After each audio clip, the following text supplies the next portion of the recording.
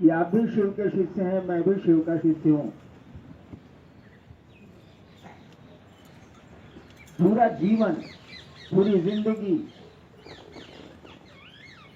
खुशहाली से भर जाए और हर पल वैसा ही रहे, ऐसा हो नहीं सकता है।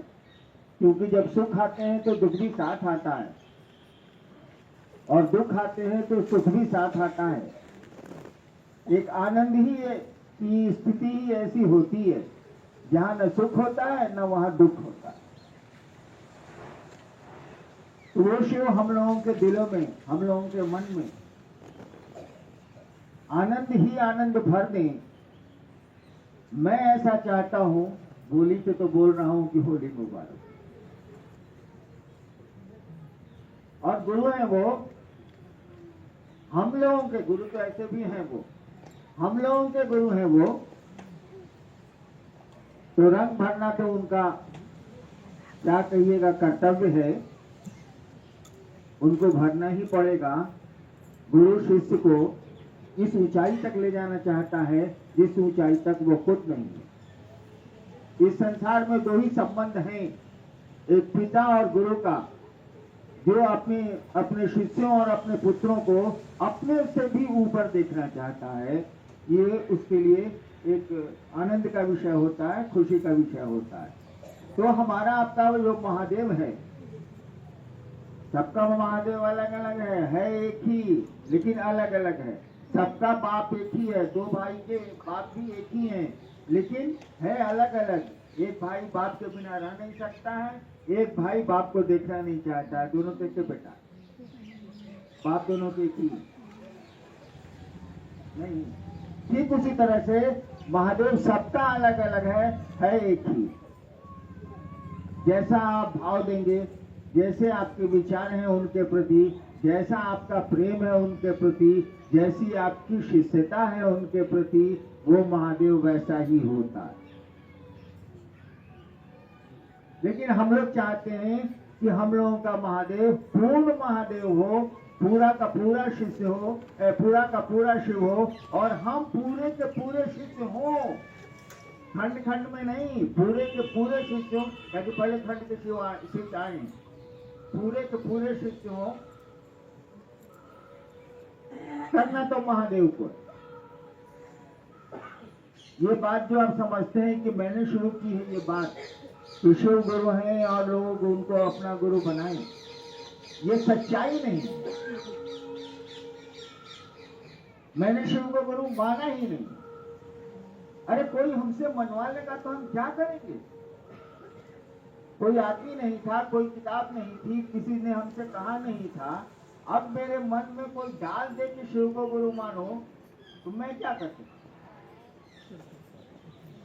तो मैं कहने का अर्थ ये था कि शिव ने आपको चुना, उस महादेव ने एक एक शिव शिष्य को चुना है। उनके लिस्ट में तो पूरा जगत है, लेकिन इस कालखंड में जिन लोगों ने शिव को गुरु माना है, बड़ भागी है वो। और धन्य हरिंद्रानंद नहीं है, अभी गीत हो रहा था ना, धन कौन सी पूजा हमारा, धन्य हम नहीं है, धन्य वो आपका महादेव। अरे मुझको तो मालिक का काम मिला है, पौधे किसी के हैं, पेट किसी की है, जमीन किसी की है। मुझको मिला है कि देखो जरा सा पेड़ों में कुछ गड़बड़ी नहीं हो जाए, पेड़ सुंदर निकले, फूल सुंदर निकले, और उनका फल जो है पूरा का पूरा जगत ले, संसार ले, संसार उसका उपभोग कर सके, संसार भी उस शिव की दया का भागी बन सके, सहभागी बन सके। तो खैर आज का दिन तो भाषण का नहीं है,